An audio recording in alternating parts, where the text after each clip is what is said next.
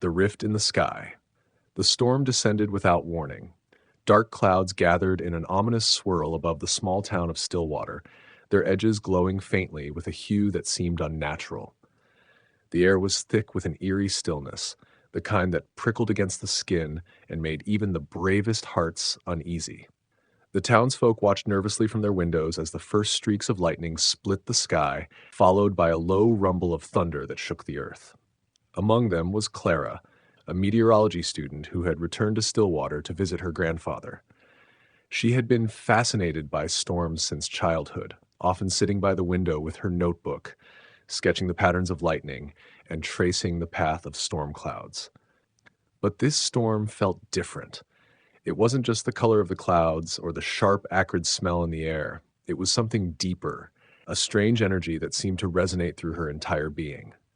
Clara grabbed her camera and headed outside, despite her grandfather's protests. "It's just a storm," she called back, her voice tinged with excitement. "I'll stay close to the house." The storm intensified as she stepped onto the porch. The wind howled, and the rain lashed down in sheets, but Clara was captivated by the show above. Lightning forked across the sky in dazzling displays, each bolt brighter and more powerful than the last. She snapped picture after picture, her camera struggling to keep up with the bursts of light. And then, it happened. A single bolt of lightning, impossibly wide and blindingly bright, struck the center of the storm. The ground shook violently, sending Clara to her knees. She clutched her camera to her chest as a deafening crack echoed through the air, followed by a sound she could only describe as tearing fabric. When she looked up, the storm had changed. At its heart was a rift, an enormous tear in the sky, glowing with an ethereal light. The edges of the rift shimmered and twisted, as though the fabric of reality itself was fraying. Clara's breath caught in her throat. It was unlike anything she had ever seen. The rift pulsed with a rhythm that seemed almost alive, drawing her gaze and holding it captive. Her phone buzzed in her pocket, snapping her out of her trance. It was a message from her best friend Ethan, who lived on the other side of town. "Do you see it? What the hell is that thing?" Clara glanced back at the rift. She didn't know how to answer. All she could do was stare as the storm began to subside around it, the rain easing to a drizzle and the wind falling silent. The rift remained, a glowing scar in the sky that defied explanation. She ran back into the house, her hands trembling as she fumbled with her laptop.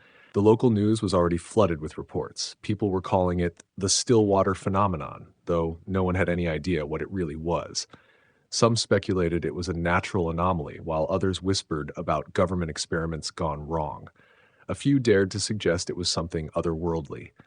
Clara's grandfather stood behind her, his face pale. "This isn't natural," he muttered. "I've seen storms in my day, but nothing like this. That thing, it doesn't belong here." Clara didn't respond. Her eyes were glued to the screen, where a shaky video showed the rift up close. In the footage, the rift seemed to ripple and pulse, and for a brief moment, something moved behind it, an indistinct shape that sent a chill down her spine.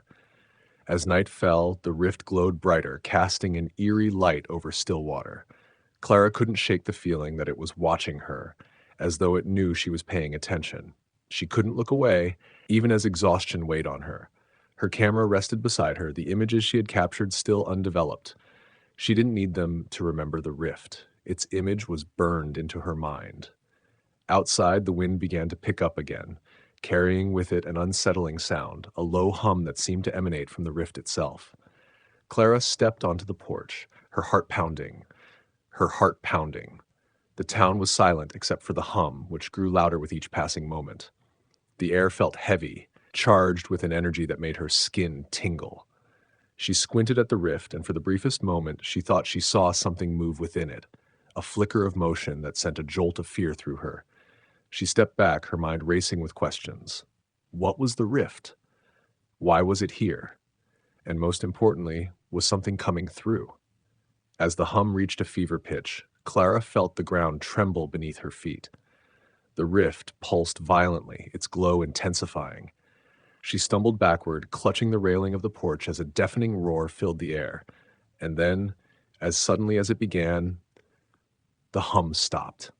The rift shimmered one last time, and for a moment, Stillwater was plunged into an unnatural silence. Clara's phone buzzed again. This time, the message was from Ethan. Something's coming through. Her blood ran cold. She looked up at the rift, her heart pounding in her chest. The air around it seemed to ripple, and shadows danced across its glowing surface. Clara knew, deep down, that her small town was no longer the same. The rift had brought something with it, something unknown and potentially dangerous, and she was powerless to stop it. The hum returned. Clara had barely slept, her mind plagued by images of the glowing rift and the faint shapes she thought she'd seen within it. She had spent the night pacing her room, staring at the grainy videos people were uploading online and reading wild theories about extraterrestrials, dimensional portals, and apocalyptic omens. The hum that accompanied the rift grew louder as dawn approached, and now it was impossible to ignore. Standing on the porch once more, Clara felt the vibrations travel through her body. The air was heavy, as if the atmosphere itself were denser around the rift.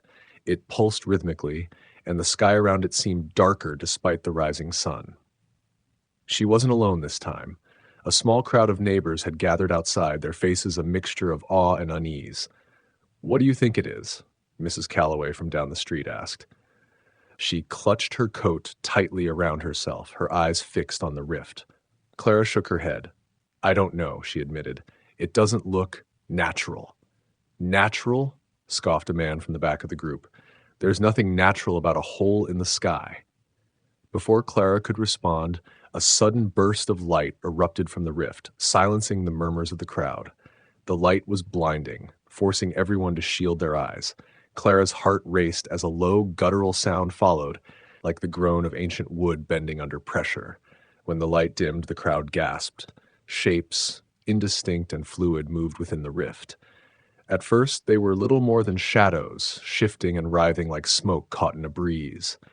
But as they grew clearer, Clara's stomach turned. The figures were humanoid but wrong. Their limbs stretched unnaturally, and their faces, or what passed for faces, were blank voids. They moved with an eerie grace, as though swimming through the air. "What are those?" whispered someone in the crowd. The figures floated just beyond the rift's shimmering edge, their movements hypnotic yet deeply unsettling. Clara's instincts screamed at her to run, but she was rooted to the spot, unable to tear her eyes away. The first figure paused at the edge of the rift, reaching out with a long, clawed hand.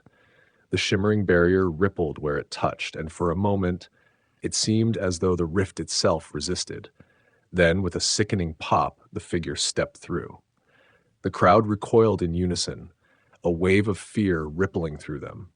The being was tall, impossibly so, its elongated limbs moving with a fluidity that defied logic. Its body shimmered like the surface of the rift, constantly shifting between solid and translucent. It tilted its head as though observing the crowd, and for a brief moment, Clara felt its gaze settle on her. She stumbled back, clutching the porch railing for support. Her breath came in short, panicked gasps. The being didn't move closer, but its presence was overwhelming. It raised one hand and emitted a low, resonant hum that seemed to echo the sound of the rift itself. The other shapes began to follow, stepping through the tier in the sky one by one. Each was as grotesquely elegant as the first, their forms alien yet eerily familiar. "What do they want?" someone whimpered. Clara had no answers. The beings didn't attack, nor did they speak. They simply stood, their heads turning as if scanning their surroundings. The hum grew louder, resonating deep within Clara's chest until it became almost unbearable. Just when she thought she couldn't take it anymore, the largest of the beings raised both hands, and the hum ceased. The silence that followed was more terrifying than the sound. Clara watched in stunned horror as the beings began to move, spreading out through the town. They glided rather than walked, their movements unnaturally smooth. One passed within a few feet of Clara, and she felt a wave of cold wash over her, so intense it left her shivering. As the being moved away, she noticed something chilling. The grass where it had passed was dead, the blades brittle and gray. A nearby flower bed wilted in its wake, the vibrant colors fading into dull, lifeless hues. "Don't let them touch you," Clara shouted, her voice breaking the uneasy quiet. The crowd scrambled back, retreating toward their homes. Some ran, their panic audible in their cries, while others froze in terror, unable to process what they were seeing. Clara's phone buzzed in her pocket. She pulled it out with trembling hands to see another message from Ethan. They're everywhere. What do we do? She didn't know how to respond. What could they do? The beings seemed uninterested in them, yet their mere presence was destructive. As Clara watched, one of the beings paused near a telephone pole, its clawed hand hovering over the wires. With a flick of its wrist, the wires snapped, sending sparks flying. The being didn't flinch. It simply continued its silent exploration. The ground trembled again, and Clara turned her gaze back to the rift. It was growing. The edges stretched outward, the glowing light intensifying. More shapes swirled within, waiting for their turn to emerge. Clara's mind raced. If this continued, the town wouldn't survive. She looked around at the panicked faces of her neighbors and knew she couldn't stand idly by. Ethan, she whispered to herself, gripping her phone. If anyone could help her figure this out, it was him. She sent a quick reply. We need to meet. Bring everything you've got on this thing. As more beings emerged from the rift, Clara felt a surge of determination cut through her fear. The rift wasn't just a hole in the sky, it was a doorway, and if it wasn't closed soon, she feared what might come through next. Clara and Ethan met at the edge of town, their faces pale with fear but lit with determination. The rift dominated the sky above Stillwater, its shimmering edges now stretching wider, spilling strange, otherworldly light onto the streets below.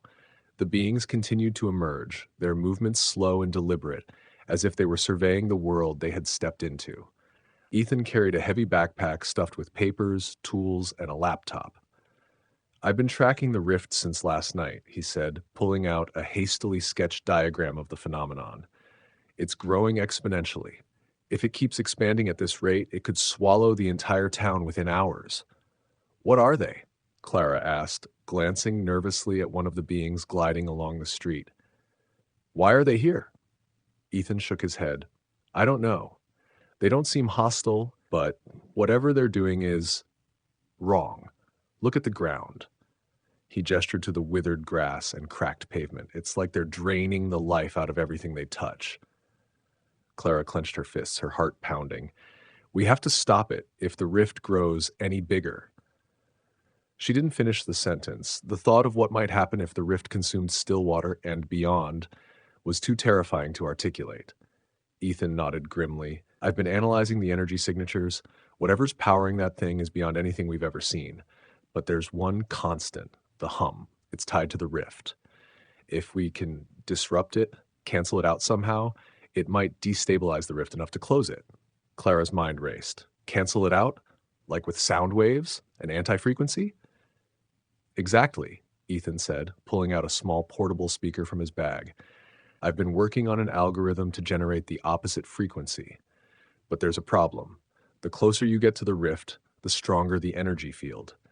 The equipment might not hold up. Clara looked at the rift, then back at Ethan. We don't have a choice. We have to try. As they approached the rift, the air grew colder, heavier. The hum vibrated in their bones, a constant oppressive force that made it difficult to think. The beings seemed oblivious to their presence, continuing their slow, methodical movements through the town.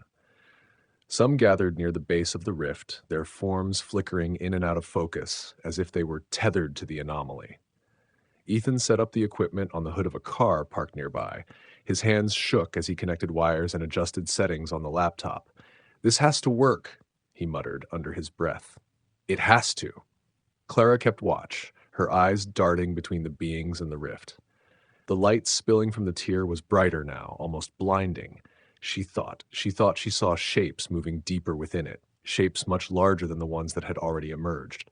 Her stomach twisted. Whatever those were, she didn't want to find out. Got it, Ethan said, his voice tight with concentration. He hit a key on the laptop, and the speaker emitted a low, oscillating tone. It started faintly, but quickly grew louder, matching the hum of the rift. For a moment, nothing happened. The rift continued to pulse, its edges shimmering with unearthly light. The beings turned their heads toward the source of the sound, their movements jerky and unnatural, as if the frequency was affecting them. Then the tone shifted, rising in intensity. The hum of the rift faltered, wavering like a radio signal interrupted by static. The air grew colder, and the light around the rift dimmed slightly. "It's working!" Ethan shouted, his eyes wide with hope. But the rift fought back. A deafening roar erupted from its depths, and the ground shook violently. Clara fell to her knees, clutching the edge of the car for support. The being screamed, an ear-piercing, inhuman sound that sent shivers down her spine.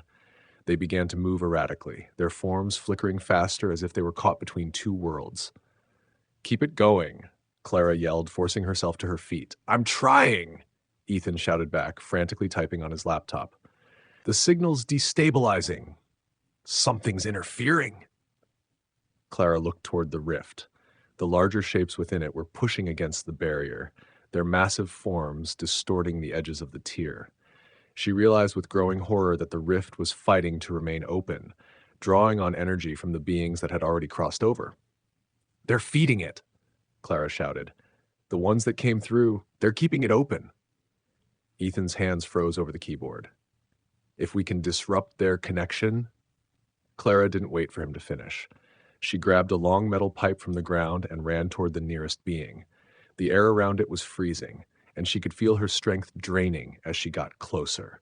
With a scream, she swung the pipe at its shimmering form. The being let out a deafening wail as the pipe connected, its body shattering into fragments of light that dissolved into the air. The hum faltered again, and the rift dimmed further. "It's working," Ethan yelled. "Take out as many as you can." Clara didn't hesitate. Adrenaline coursed through her veins as she moved from one being to the next. Each swing of the pipe met with resistance as the beings disintegrated. The effort left her gasping for breath, but she didn't stop. The town's survival depended on it. Ethan adjusted the signal one last time, and the tone from the speaker reached a crescendo. The rift began to collapse, its edges folding in on themselves. The remaining beings screamed as they were pulled back toward the tier, their forms disintegrating before they could reach safety. With a final ear-splitting roar, the rift imploded, leaving only a faint shimmer in the air where it had been. The hum ceased, and the oppressive weight lifted from the atmosphere. Clara fell to her knees, her body trembling with exhaustion. Ethan rushed to her side, his face pale but filled with relief. "You did it," he said, helping her to her feet. "We did it." The town was silent, save for the faint rustle of the wind. The rift was gone, and the beings had vanished with it. Stillwater had survived, but Clara knew it would never be the same. As the sun rose over the quiet town, Clara looked to the sky, half expecting the rift to return. But all she saw was the endless expanse of blue. For now, the nightmare was over. But deep in her heart, she knew the rift had been a warning. Whatever had created it might not be finished with their world. Not yet.